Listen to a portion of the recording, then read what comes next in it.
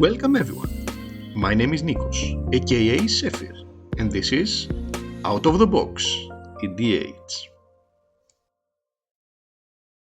Continuing my unique build video series, today I will talk about Ragost, Deft Gastronaut from Edge of Eternities. Let's see what Ragost does. 2 CMC, Boros Colors.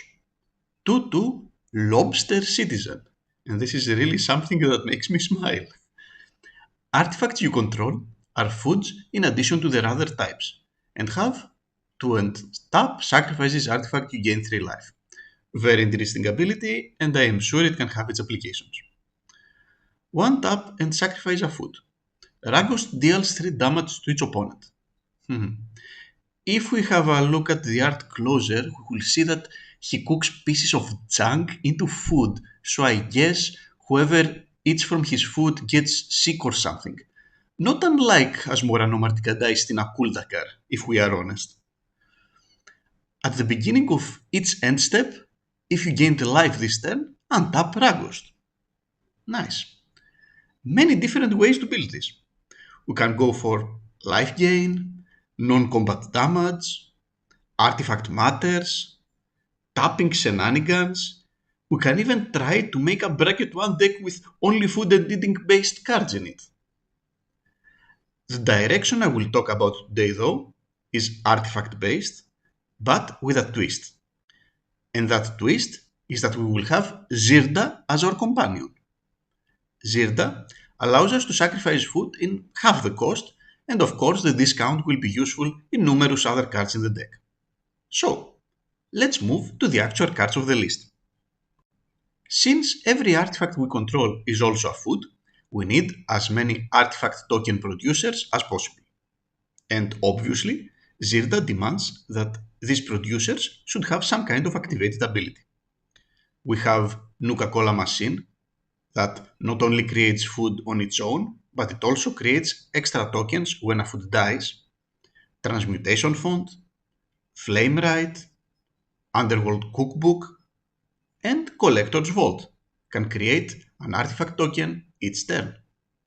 We have some mass creation options like Apothecary White, who can create up to 3 tokens when we attack, and one of the most obscure options, but also one of my favorites, Clown Car, a fun and amazing mana sink who I had it produce dozens of clown robots in the past, and Hungerback Walker, another very good mana sink that requires some sort of sack outlet like our commander.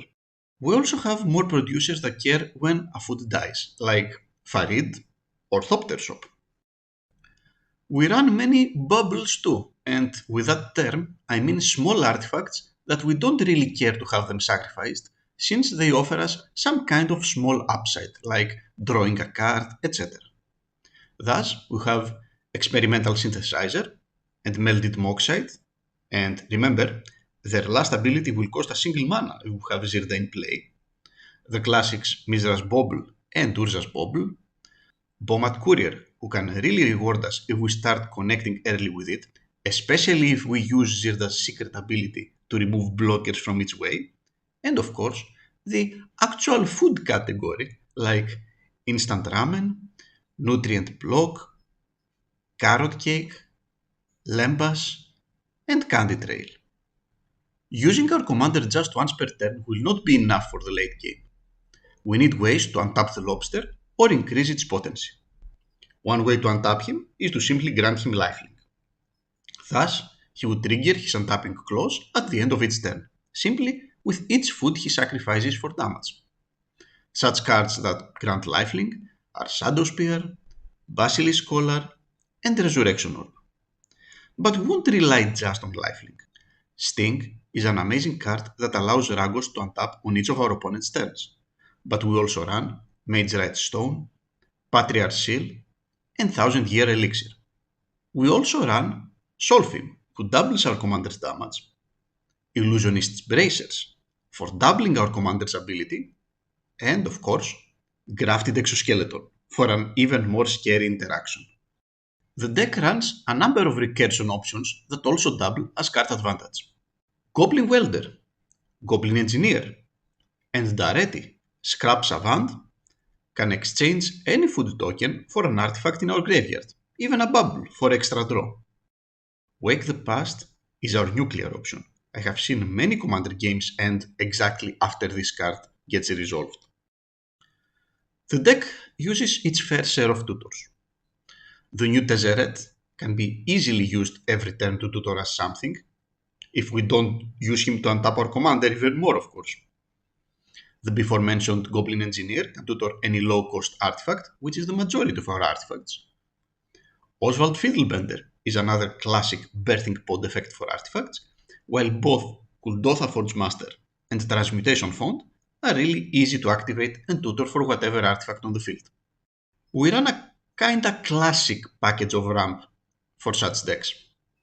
Soul Ring, Arcane Signet, Boros Signet, Talisman of Conviction, Liquid Mental Torque, Fellwar Stone, the before mentioned Patriarch Seal, and Victory Chimes that untaps on each opponent's turn, thus allowing us to use Ragost's ability each turn far easier. And, if our budget allows it, Mox Opal and Mox Amber. For protecting our planet board, we have Dawn's Truce and Clever Concealment, Tibalt's Trickery, and if we want to put a game changer here, either Deflecting Swat or Teferi's Protection are good options. Some other cards worth to be mentioned are a couple of token doublers, mainly Elspeth and Montrak.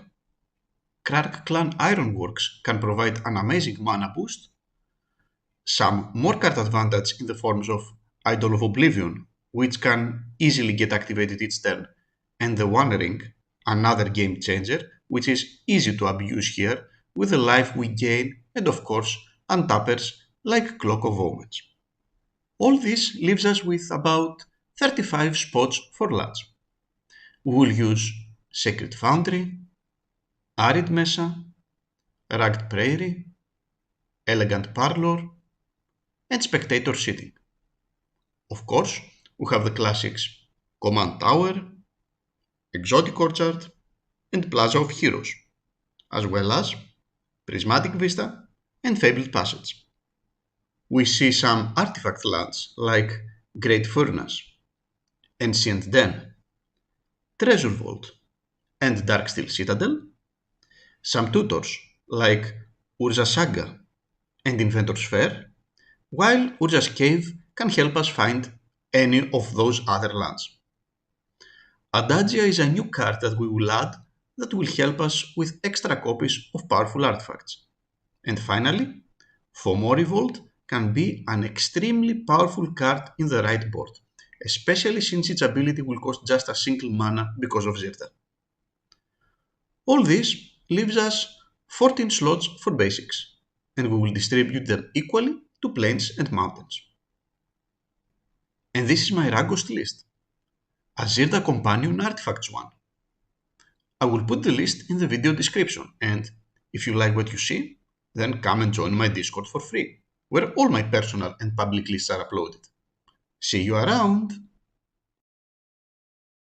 Thanks for watching, and see you in the next video.